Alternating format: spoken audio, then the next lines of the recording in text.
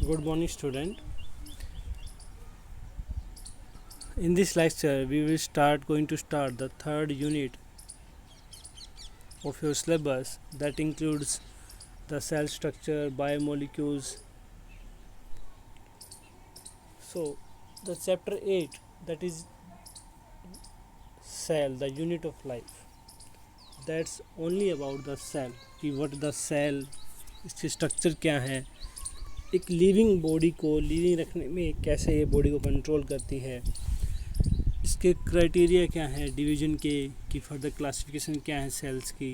तो ये सब जितने भी जो एक्सपेक्टेड टॉपिक्स हैं वो हम इसमें स्टडी करेंगे.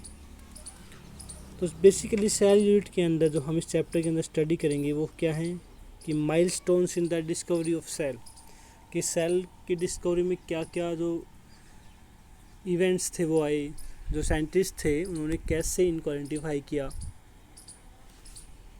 सेल थ्योरी कि व्हाट इज सेल, कि सेल क्या है उसको आइडेंटिफाई करने के बाद नेक्स्ट जो सेल थ्योरी आई, ओवरव्यू ऑफ सेल की सेल दिखती कैसी है, prokaryote and eukaryotic, these are the two type of cells. ये सेल डिवीजन है अकॉर्डिंग टू द स्ट्रक्चर और the presence of the organelle, कि कौन कौन से उसके अंदर जो ऑर्गेनेलीज हैं, सेलुलर पार्ट्स हैं वो प्रेजेंट होते हैं, उसके बिहाफ में डिवीजन है.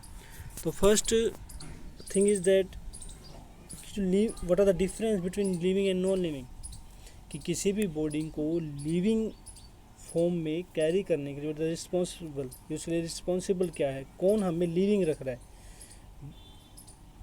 It is the only the single line answer, that is it's the cell, कि सिर्फ सेल ही है जो किसी भी बॉडी को लिविंग स्टेट में रख रही है. क्योंकि बॉडी की जो कंपोजिशन है, जो बेसिक यूनिट है, जो स्ट्रक्चर फॉर्म करती है, जो फंडामेंटल प्रोसेस को फॉलो करती है, वो क्या है, सेल. तो a cell is the responsible unit for the living state, कि लिविंग स्टेट रहने के लिए क्या रिस्पॉन्सिबल है, सेल. तो next step is what is cell, कि सेल क्या है. क्योंकि हमारे आसपास क्या है कि मल्टीपल सेलुलर ऑर्गेनिजम्स हैं जो हम डायरेक्टली अपनी नेक्ड आई से देख सकते हैं, कुछ विजिबल नहीं है लेकिन फिर भी प्रेजेंट हैं. तो they have may be single cellular, by cellular, ऐसे हो सकते हैं कि एक सेल भी हो सकती है, एक से ज़्यादा भी होती हैं. तो वो डिवीज़न है सेल्स का. सो नेक्स्ट है कि कि व्हाट इज द सेल, कि सेल क्या है. We know cell are the fundamental structure unit of life. That's it.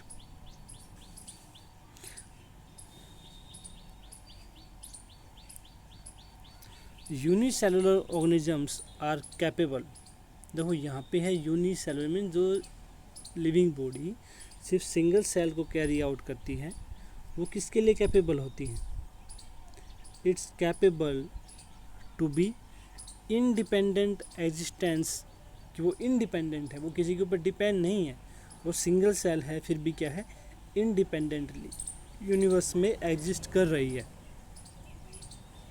Performing the essential function, कि एसेंशियल फंक्शन जो बॉडी प्रोसेस होते हैं, जो आपने 10th क्लास में भी पढ़े होंगे, बॉडी जैसे रेस्पिरेशन, एक्सक्रीशन है, डाइजेशन है, सर्कुलेशन है, ये सारे कंट्रोल एंड कोऑर्डिनेशन, ये सारे प्रोसेस एक सिंगल सेल भी फॉलो करती है. Anything less than a complete structure of a cell does not ensure independent living, कि एक कंप्लीट सेलुलर स्ट्रक्चर के अलावा यूनिवर्स में ऐसी कोई भी कंपोजिशन नहीं है जो इंडिपेंडेंट एग्जिस्टेंस को श्योर करती हो, कि एक सेलुलर स्ट्रक्चर ही क्या है, इंडिपेंडेंट एग्जिस्टेंस को शो करता है. हैंस, और इसका रिजल्ट क्या हुआ कि we can say cell is the fundamental structure and functional unit of all living organisms, कि जितने भी लिविंग ऑर्गेनिजम्स हैं उन सभी में जो फंडामेंटल एंड स्ट्रक्चर यूनिट जो है दैट इज सेल, वो क्या है, सेल. जैसे अगर हमारे पास अगर हम एग्जांपल देखें तो सेल वो स्मॉलेस्ट यूनिट होती है हमारी लाइफ की, जो लिविंग बॉडी है. सिंगल सेलुलर भी होते हैं जैसे बैक्टीरिया होते हैं, multi cellular like human beings, dogs, ये सारे एनिमल्स क्या हैं, प्लांट्स जो होते हैं वो सारे मल्टी सेलुलर हैं. और कुछ यूनिसेलुलर भी होते हैं। तो कंपोजिशन जो है वो दोनों मोड में प्रेजेंट होती है। तो नेक्स्ट है कि milestone in the discovery of a cell, कि सेल को डिस्कवर करने में क्या क्या रोल्स थे। तो सेल की जो फाउंडेशन जो है आइडेंटिफिकेशन, वो फर्स्ट थी 1665 में by Robert Hooke. But Robert Hooke identify a non living cell. Robert Hooke ने 1665 में जो सेलुलर स्ट्रक्चर आइडेंटिफाई किया था वो एक नॉन लिविंग स्टेट थी। बार्क वुड के लकड़ी का जो टुकड़ा था उसके अंदर उसने इसको स्टडी किया था, और जब उसने स्टडी किया तो he found that it is nothing more than small boxes. इस तरह के स्मॉल बॉक्सेस थे, इसके अलावा कुछ नहीं था। तो स्मॉल बॉक्स की वजह से उसने एक टर्म दी सेल। जो टर्म सेल है वो एक लैटिन वर्ड है सेलुला, उसकी वजह से इसको एक नेम दिया गया है बायोलॉजी में सेल। इसका मतलब होता है लिटिल रूम्स और द बॉक्सेस, क्योंकि जो रॉबर्ट हुक को जो स्ट्रक्चर शो हुआ था वो कैसा था, स्मॉल बॉक्स टाइप का, जो हनी कॉम्ब होता है ना उस टाइप का स्ट्रक्चर था, स्मॉल बॉक्सेस थे, जिसकी वजह से उसने इन स्ट्रक्चर्स को एक स्पेसिफिक नेम दिया कि that these are the cell. But we know that these are the non living components, कि उसने जो अपने माइक्रोस्कोप के अंदर में जो स्टडी किया वो क्या था, नॉन लिविंग कंपोनेंट थी। The next scientist that discover the living state is A.V. Leeuwenhoek. Anton von Leeuwenhoek was the first in 1672। जो 1672 में A.V. Leeuwenhoek जो था उसने फर्स्ट लिविंग स्टेट को, किसकी एक लिविंग सेल को आइडेंटिफाई किया था। एंड वो क्या क्या थी, वो bacteria, sperms and the RBC की जो थी वो क्या थी, जो फर्स्ट उन्होंने स्टडी किया था वो आरबीसी थी, स्पर्म सेल्स थी। तो we have two discoveries according to the cellular structure. First non living by Robert Hooke in 1665 and first living cell discovered or observed by the A.V. Leeuwenhoek in 1672 and in the bacteria, RBC and the sperm cell. Later another scientist that's named Robert Brown, he identified in the cellular structure there is a central positional body that's known, एक central cytoplasm जो है cellular structure जो है उसके centre में एक body present होती है दैट्स नोन एज न्यूक्लियस। और ये कब आइडेंटिफाई हुआ था, 1831 में। So we have another discovery of nucleus by Robert Brown into 1831 कि 1831 में रॉबर्ट ब्राउन ने क्या किया था, न्यूक्लियस को आइडेंटिफाई किया।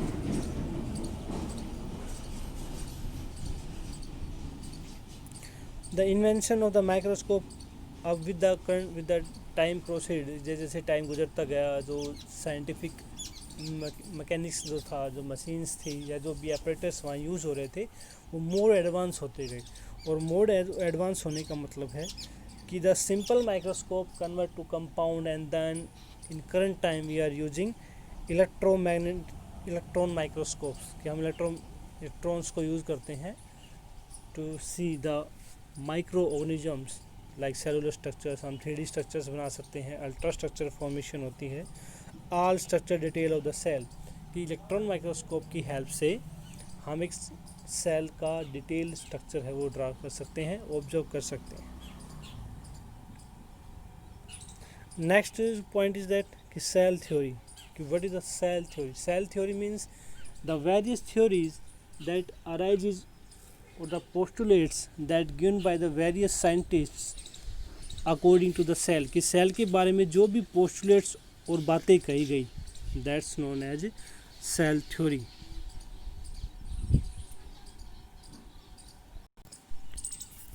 अब जो सेल थ्योरी है वो बेसिकली दो साइंटिस्ट थे, दोनों अलग अलग फील्ड से थे। मींस उन्होंने बायोलॉजी की दो ब्रांचेस में स्टडी की हुई थी। One in studied in botany, the study of plants, and another is a zoologist, कि एक बोटनिस्ट था, एक जूलॉजिस्ट था।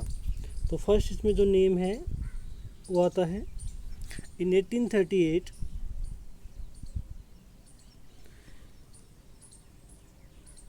मैथियस क्लैडियन एक जर्मन बोटनिस्ट थे। फर्स्ट जो था थ्योरी जो पोस्टुलेट हुई, उसमें फर्स्ट जो पॉइंट था वो आइडेंटिफाई और ड्रा किया गया with the help of study in the plants by German botanist named Matthias Schleiden. A German botanist examine a large number of plants, इन्होंने बहुत सारे प्लांट्स को जो है वो ऑब्जर्व किया और फाइनली उन्होंने एक रिजल्ट निकाला कि ऑल द प्लांट्स, जितने भी प्लांट्स हैं, composed of different kind of cells, कि सभी प्लांट्स अलग अलग टाइप की सेल्स से कंपोजिशन है, उनकी कंपोज्ड है from the tissue of the plant. Basically क्या हुआ इसमें कि प्लांट बॉडी के अंदर, एक नॉर्मल प्लांट बॉडी के अंदर बहुत सारी टाइप्स की सेल प्रेजेंट होती हैं जो प्लांट टिश्यू को फॉर्म करती हैं। तो यहाँ पर फर्स्ट पोस्टुलेट आया कि plant body made up of cells और डिफरेंट काइंड, कि डिफरेंट काइंड की सेल्स से क्या बनी होती है, प्लांट बॉडी बनी होती है। एट द सेम टाइम उसी समय में एक अनदर जो साइंटिस्ट थे, जो ब्रिटिश थे, उन्होंने एनिमल्स की स्टडी की। मीन्स वो एक जूलॉजिस्ट थे। सो उन्होंने क्या किया, द स्वाइन, उन्होंने क्या किया कि जूलॉजिस्ट थे वो, तो उन्होंने एनिमल्स को स्टडी किया। उन्होंने भी सेम ही रिजल्ट पाया कि जो एनिमल की बॉडी है वो भी वेरियस टाइप की सेल से बनी होती है जो डिफरेंट टाइप के टिश्यू को फॉर्म करती है। और उन्होंने ये कहा different type of animal cells, और उन सेल्स को स्टडी करने के बाद उनको रिजल्ट निकला कि a cellular structure had a thin outer layer which is today known as plasma membrane, कि उन्होंने ये कहा कि एक सेल जो है उसके बाहर एक कवरिंग प्रेजेंट होती है जो सेल को कवर करती है, जिसको हम आज करंट टाइम में क्या कह रहे हैं, इट्स ए प्लाज्मा मेम्ब्रेन और सेल मेम्ब्रेन। सो सेल थ्योरी में स्टार्टिंग में दो ही साइंटिस्ट थे जिन्होंने अपना रोल प्ले किया था। फर्स्ट थे मैथियस क्लैडियन जो एक जर्मन बोटनिस्ट थे, सेकंड थे ए ब्रिटिश जूलॉजिस्ट थे द स्वाइन। इन दोनों ने अलग अलग फील्ड में, वन एक बॉटनी में और जूलॉजी में, अपने अपने जो ऑब्जर्वेशन थी उनको रिजल्ट आउट किया। जो जर्मन बॉटनिस्ट थे उन्होंने कहा कि all plant cells are made up of multiple cells, multiple different kind of cells, and the British zoologist said that a animal cell, उन्होंने एनिमल सेल को स्टडी किया था तो उन्होंने बताया कि all animal cells are having a outer covering that's known as plasma membrane. Also he also considered, उन्होंने consider किया कि based on his study plant tissue that presents on cell wall is a unique character of the plant cells. अब देखो यहाँ दो character आए। First कि जो एनिमल सेल है उसके बाहर एक कवरिंग प्रेजेंट होती है, that's known as plasma membrane. लेकिन जो प्लांट सेल्स होती हैं उसके बाहर भी एक एक्स्ट्रा लेयर प्रेजेंट होती है। कि उन्होंने क्या कहा कि presence of cell wall is a unique character of the plant cell, कि प्लांट सेल का यूनिक कैरेक्टर क्या है कि they are posses a cell wall, they are posses a cell wall. तो अब यहाँ एक नए हाइपोथेसिस क्रिएट हुआ। Schwann propose that bodies of the animal and plants, चाहे वो प्लांट बॉडी हो या एनिमल बॉडी हो, composed of cells and the product of cells, कि वो किसकी बनी होती हैं, सेल्स की बनी होती हैं। उस सेल्स के द्वारा प्रोड्यूस किए गए जो कंपोजिशन है, जो स्ट्रक्चर हैं और जो प्रोडक्ट्स हैं वो किसी भी एनिमल और प्लांट बॉडी को फॉर्म करते हैं। तो यहाँ स्क्लेडन और स्वान ने एक साथ मिलकर together formulated the cell theory. जो सेल थ्योरी थी उसको ओरिजिनेट किया।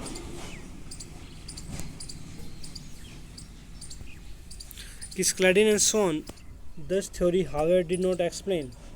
देखो इस थ्योरी में कमी थी, उन्होंने सिर्फ ये बताया कि प्लांट और एनिमल बॉडी जो है वो सेल्स और सेल्स की जो प्रोडक्ट्स हैं उनसे बनी होती हैं, लेकिन they failed to be explain कि how the new cells are form and how a cell is form. लेकिन उन्होंने ये नहीं बताया कि सेल कैसे फॉर्म होती हैं। सो जो सेल थ्योरी थी जो स्क्लेडन एंड स्वान ने दी थी उसमें सिर्फ यही पोस्टुलेट थे। First, all organisms composed of one और मोर सेल्स, कि जो ऑर्गेनिजम्स हैं वो एक से ज़्यादा सेल्स से बने होते हैं। Cells are the basic unit of life. The living body either plant or animal made up of cells and their product. सिर्फ यही था। नेक्स्ट, इसी सेल थ्योरी को थोड़ा सा चेंज करते हुए एक साइंटिस्ट थे इन 1855 द रुडोल्फ विर्कोव। उन्होंने एक्सप्लेन किया कि how the new cells are forms. उन्हें भी पता था कि बॉडी सेल से बनी होती है, लेकिन उन्होंने सिर्फ एक नया पोस्टुलेट डाला सेल डिवीजन का, कि old cells are divided to produce new cells. कि जो नई वाली सेल्स हैं वो पुरानी वाली सेल्स डिवाइड करती हैं, उन्हीं से प्रोड्यूस होती हैं। तो ये नया पोस्टुलेट हो गया। अब हमारे पास अनदर पोस्टुलेट जुड़ गया सेल थ्योरी के अंदर, दैट इज कि जो न्यू सेल्स हैं that comes from the older cells. So उन्होंने क्या कहा, ओमनी सेलुला ई सेलुला, कि new cells comes from older cells. कि जो प्री एग्जिस्टिंग जो सेल्स पहले से हैं उन्हीं से नई सेल्स का प्रोडक्शन होता है, प्रोड्यूस होती हैं। ही मॉडिफाई द हाइपोथेसिस। उन्होंने जो स्क्लेडन एंड स्वान की जो सेल थ्योरी थी उसको थोड़ा सा मॉडिफाई किया और फाइनल शेप दी। फाइनल शेप क्या थी, जो आज हम करंट टाइम में सेल थ्योरी पढ़ते हैं उसमें दो पोस्टुलेट है। First, all living organisms are composed of cell and their product. कि जितने भी लिविंग बॉडी हैं वो सेल से बनी होती हैं और सेल के प्रोडक्ट से बनी होती है। नेक्स्ट पोस्टुलेट था, all cells arise from pre existing cells. की ओमनी सेलुला ई सेलुला मीन्स कि जो ऑल सेल्स जितनी भी सेल्स होती हैं जो arise from pre existing sales, जो पुरानी वाली सेल से ही नई सेल्स बनती हैं। तो ये उन्होंने पोस्टुलेट को थोड़ा मॉडिफाई किया and that's known as cell theory. तो सेल थ्योरी बेसिकली हमारे पास तीन साइंटिस्ट थे जिन्होंने रोल प्ले किया सेल थ्योरी में। फर्स्ट थे Schleiden Schwann and the Virchow, Rudolf Virchow, Matthias Schleiden and Schwann. तो ये तीन साइंटिस्ट थे जिन्होंने क्या किया, सेल थ्योरी को पोस्टुलेट किया। In the next lecture we will discuss about the overview of a cell, कि एक सेल एक्चुअली दिखती कैसी। क्योंकि सेल में देखो कंपोजिशन, जब हमने इसमें एनिमल क्लासिफिकेशन पढ़ रहे थे तो वहाँ हमने बैक्टीरिया सेल के अंदर भी देखा था कि वेरियस काइंड के स्ट्रक्चर्स थे, रोड लाइक स्ट्रक्चर्स, ठीक है ना, कोकस फॉर्मेशन, स्पाइरल फॉर्मेशन। तो ये डिफरेंट काइंड की सेल्स की फॉर्मेशन होती हैं। In further in the next lecture we are going to discuss about the overview of a cell, कि एक सेल एक्चुअली बेसिकली एक सेल दिखती कैसी है, कि क्या है एक सेल, जनरल स्ट्रक्चर क्या है, उसकी शेप एंड साइज चेंज होती है, बट बेसिकली एक सेल है क्या, क्या क्या उसके अंदर ऑर्गेनेलीज प्रेजेंट होती हैं, ठीक ना। तो इस टाइप के जो इन्फॉर्मेशंस हैं वो हम नेक्स्ट लेक्चर में कलेक्ट करेंगे। Today that's we have discuss about the cell theory and the discovery of the cell.